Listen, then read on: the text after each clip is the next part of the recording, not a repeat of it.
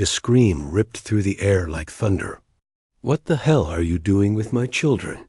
shouted Leonardo Martins, his voice shaking the walls of the luxurious Snow Paulo penthouse. He stood frozen at the threshold of the nursery, his leather briefcase slipping from his hand and thudding against the polished marble floor. His eyes widened at the sight before him, a sight that should have been ordinary, but instead felt like some forbidden trespass. Isabella Duarte, the domestic worker he had hired only a week ago, was there, calmly mopping the floor while carrying his 5-month-old twins as if they belonged to her. Matteo, the quieter of the two, slept soundly on her back, secured by a faded but colorful cloth tied across her shoulders. Samuel rested against her chest, gazing up at her with bright, alert eyes that shimmered like small stars. For the first time in endless months, neither child was crying.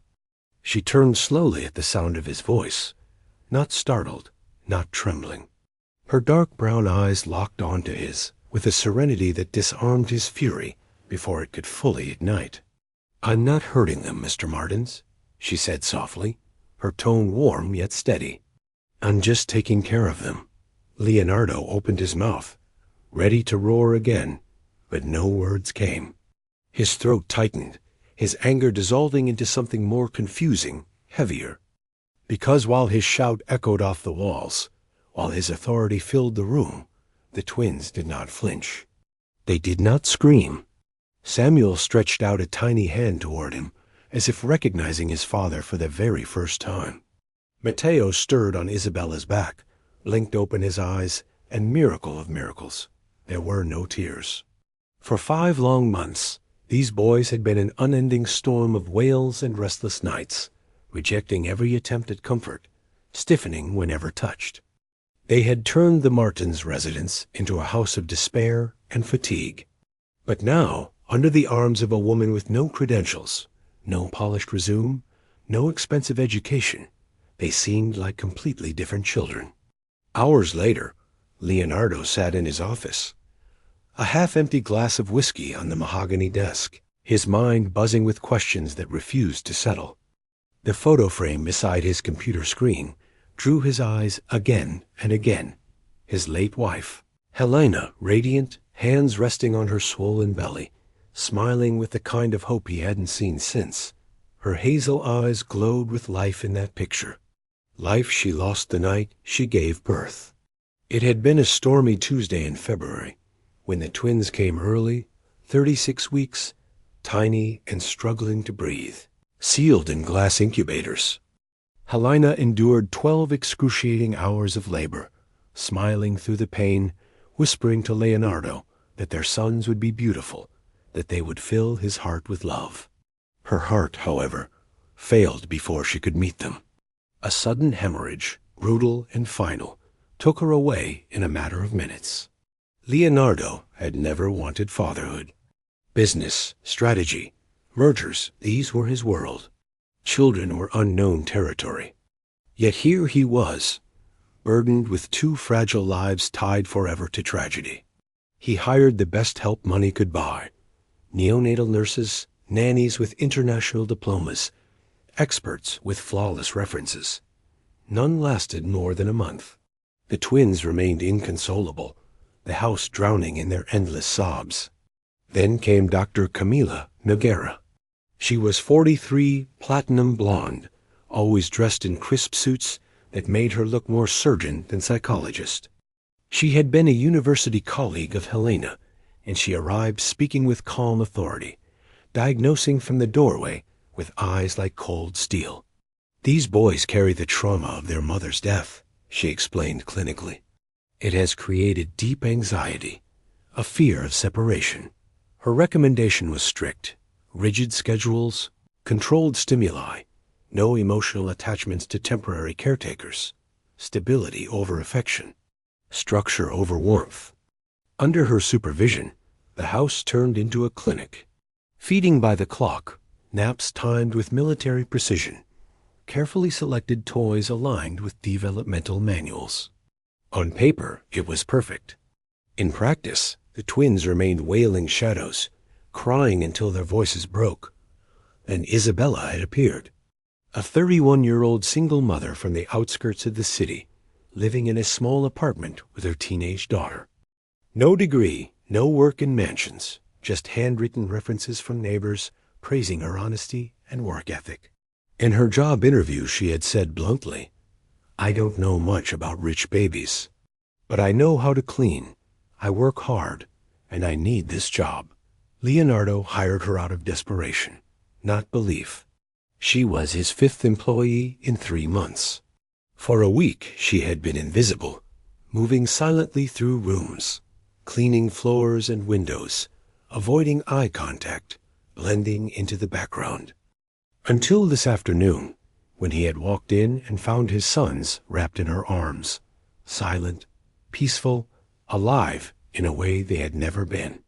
That night, curiosity stronger than discipline, Leonardo climbed the stairs after dinner and peeked into the nursery. He expected nothing, or perhaps chaos. What he found shook him to his core. Isabella sat cross-legged on the floor between the cribs, Matteo nestled against her arm, Samuel playing with his toes and giggling. And she was singing. The melody pierced him like a memory. It was the same lullaby Helena used to hum during her pregnancy. Those nights she would lie sideways, stroking her belly, whispering to the unborn boys, "Sleep, my little one, sleep, my love. Sleep, my piece of heart." The words floated like enchantments, and the twins smiled. Matteo closed his eyes, breathing with serenity.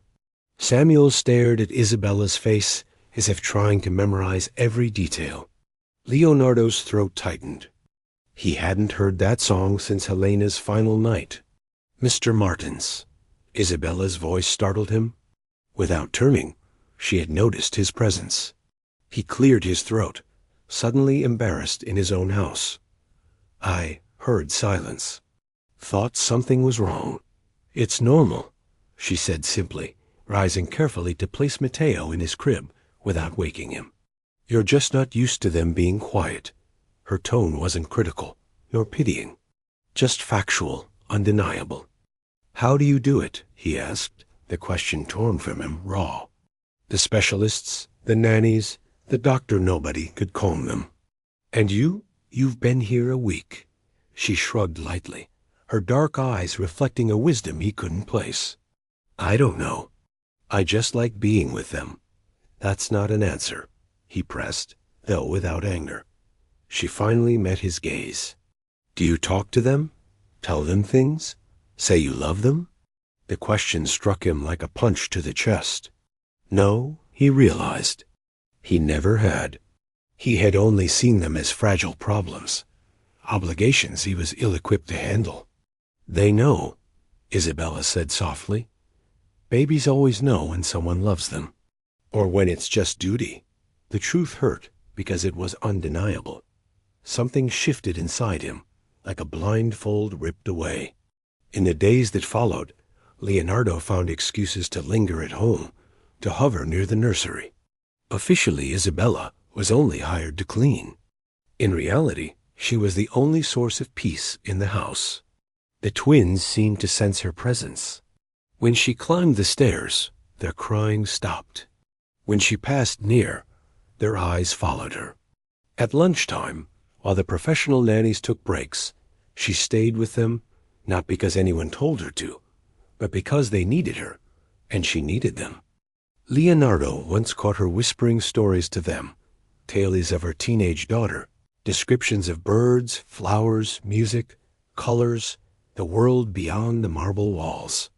"One day you'll see it all," she said, changing diapers with a gentle efficiency that put trained staff to shame. Butterflies, rain sounds, strawberry ice cream. The world is full of miracles. The twins watched, rapt, as if understanding every word. One evening, as Leonardo pretended to check emails, he overheard the nannies in the kitchen. Their words froze his blood. "I don't know what she sees in those boys," one muttered while preparing bottles. "They're strange, too sensitive, too demanding." "That woman doesn't help," another answered bitterly. "She spoils them. She isn't professional. We should tell Mr. Martins. This isn't right." That night, Leonardo entered the nursery after Isabella had left. The twins were in their cribs, crying with the same anguished screams he had once thought endless. Their tiny arms reached toward the door, desperate for someone who would not come. He approached, hesitant. For the first time, he truly looked at them. Not as burdens, not as business problems, but as his children. They had Helena's eyes, green as emeralds, her delicate nose, her smile hidden somewhere beneath the tears. "Hi," he whispered awkwardly. I'm your dad." Miraculously, Matteo paused, recognizing something in the softness of his voice. Samuel stared at him, confused but curious. "I know I haven't been what you needed," Leonardo admitted, his voice breaking. "But I'm here. I love you." The words felt foreign, but real. Samuel reached out, and after a long moment of hesitation, Leonardo offered his finger. The tiny hand gripped it with astonishing strength. In that instant, something shifted forever in his heart. The next morning, when Isabella arrived, he was waiting in the kitchen. "I need to talk to you," he said. For once, his tone wasn't commanding, but human. She poured herself coffee and waited with the infinite patience that seemed woven into her being. "The boys," he began, struggling to find words.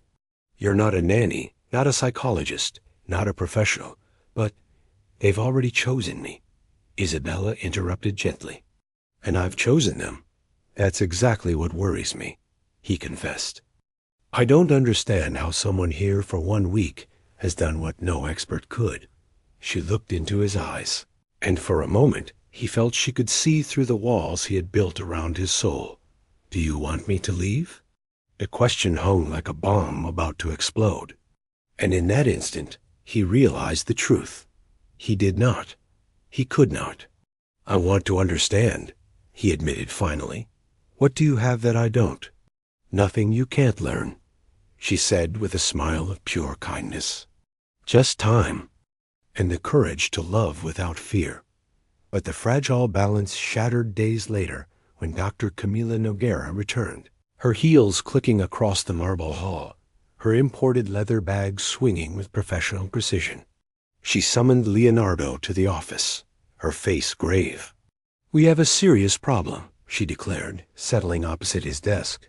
"What kind of problem?" he asked warily. "The domestic worker," she said coldly, consulting her notes. "She is interfering with the established care protocol. Unauthorized contact, irregular feeding times, inappropriate sensory stimulation. Most concerning of all, she is creating dangerous emotional dependency." Leonardo dropped his pen. He had seen his sons laugh for the first time. He had heard silence instead of screams. And now, somehow, this was a problem? "With respect, doctor," he said slowly, "my boys are happier than they've ever been." "Exactly," Camila cut in sharply. "That artificial calm is not healthy. Babies need to cry, to experience frustration. What she's doing is sedating them emotionally." The words were logical, clinical, backed by years of training. But Leonardo's chest rebelled against them. "You're saying it's bad that my children are calm?" "I'm saying calm must come from the right place," Camila explained with exaggerated patience. "From secure attachment to qualified authority figures. Not from dependence on a maid with no preparation." She walked to the window, gazing outside where Isabella hung laundry in the sun. The way Camila watched her sent a chill through Leonardo. "Helena confided everything to me," Camila said, voice softening but with an edge beneath. "She worried about your ability to connect with the babies. She asked me to protect them if anything happened to her. They are under my professional responsibility. I cannot allow an untrained woman to undo our work." Leonardo stood, blood pounding in his temples. "That doesn't give you the right. It gives me the obligation," she snapped, eyes flashing. "I won't let her damage them." She slid documents across the desk. "Official recommendations. Immediate separation from the disruptive element. continuation of strict routines, and, with chilling formality, a full psychological evaluation of Leonardo's parental capacity. "You're threatening to take my children," he muttered. "I'm offering professional help," she corrected sweetly.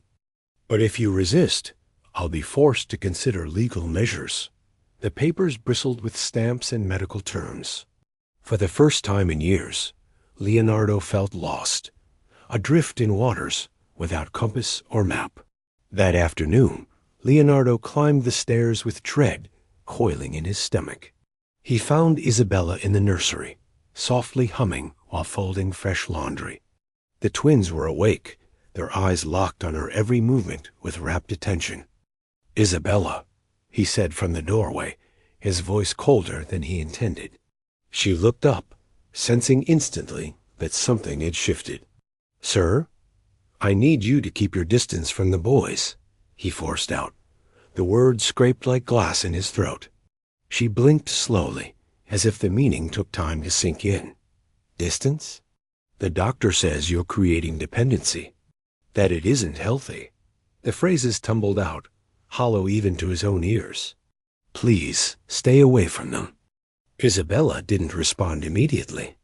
She glanced at the twins, who began to fuss at the change in atmosphere, their small hands twitching toward her. Then she looked back at him, sadness shimmering in her eyes. "Is that what you want?" she whispered. "Or what someone told you to want?" The question cut deeper than he expected. He opened his mouth but had no answer. His chest tightened with shame. "It's what has to be done," he muttered, hating himself for every syllable. She nodded slowly, approached the cribs one last time, stroked each baby's forehead with infinite gentleness, then walked out without another word.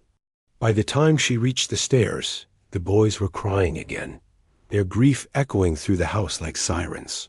The next 3 days were hell.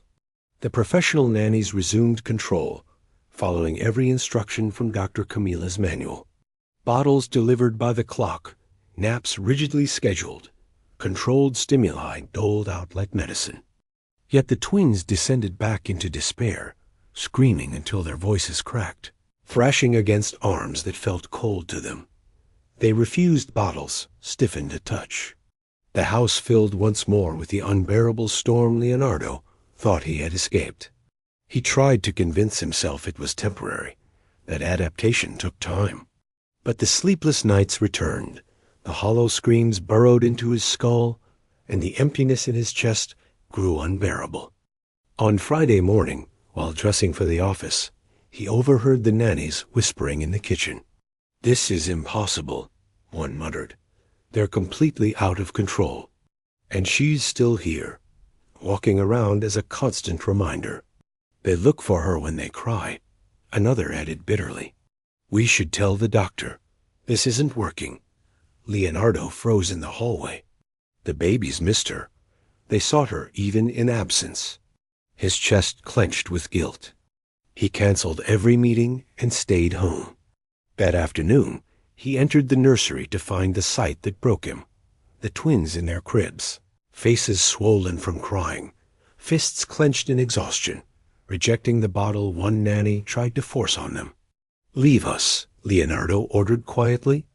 Relieved, the nanny slipped out, closing the door behind her. He knelt between the cribs, mirroring the posture Isabella once held. The boys turned their tear-streaked faces toward him, their green eyes, Helena's eyes, filled with a sorrow that no infant should know. "I'm sorry," he whispered, voice trembling. "I'm so sorry." He began to talk, desperate, clumsy, about his day, about the weather, about nothing at all. He tried to fill the silence with his presence, but it wasn't enough. He wasn't Isabella. He didn't have her mysterious gift, the warmth that turned wails into laughter. That night, his decision crystallized. The next evening, when Isabella finished cleaning and reached for her bag, he stopped her. "Stay, please." She hesitated, eyes wary. "I made a mistake," Leonardo confessed. The words tasted foreign. He wasn't a man accustomed to admitting failure. The boys need you. And I? I do too. Her gaze softened, but carried the weight of doubt. And the doctor? The doctor doesn't live in this house, he answered firmly, surprising himself with his own conviction. She doesn't know my sons like you do. She doesn't decide who can love them. Isabella's lips curved into the faintest smile. It was all the answer he needed. 2 weeks later, the house had transformed. Laughter returned. Smiles bloomed. The twins slept longer, woke calmer, discovered joy for the first time. For the first time since Elena's death, the penthouse felt like a home. But the peace was fragile. Dr. Camilla stopped her visits, citing schedule conflicts. The nannies resigned in unison, claiming methodological differences. Officially nothing was wrong, but Leonardo sensed the tension, like living in the eye of a hurricane. One quiet afternoon, while finally sorting through Helena's belongings, a task he had avoided for months, destiny revealed its hand. He opened her vanity drawer, sifting through perfumes, jewelry, photos.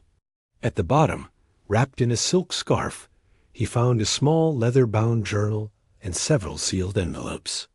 His breath caught when he saw his name on one of them, written in Helena's elegant script. To Leonardo. Open only if something happens during childbirth.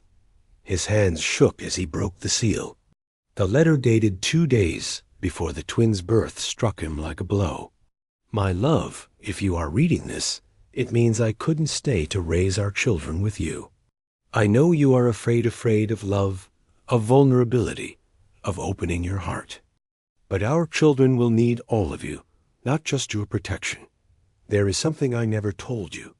Her words spilled across the page, recounting complications early in her pregnancy, nights in the hospital fearing miscarriage. She had been terrified, alone, unwilling to burden him with more worry. And in those dark hours, she had met someone. I met Isabella Duarte. She was not just a cleaner in the hospital. She had a gift, Leonardo. She sat with me when I cried, held my hand when I felt I was losing everything. She calmed me in ways no doctor or medicine could. She became my friend. When the babies began to move, she would place her hands on my belly, and they responded. They recognized her, even then. She told me once, these children will need love, Donna Helena, the kind of love no book can teach. She was right. If something happens to me, find Isabella. Not as a maid, not as a temporary caregiver. As the second mother, our children will need. She carries something no wealth can buy. Unconditional love. Leonardo's vision blurred. He read the words again and again. At the bottom, a postscript twisted the knife deeper. Be careful with Camilla.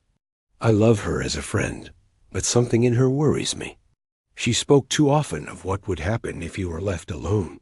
Sometimes I felt she looked at my pregnancy as if it were hers. Trust your heart, Leo, and remember, sometimes angels arrive disguised as ordinary people. Inside a second envelope, Helena had left Isabella's details. Address, phone number, even photos of the two together in the hospital. One picture showed Helena pale but smiling in bed, Isabella holding her hand.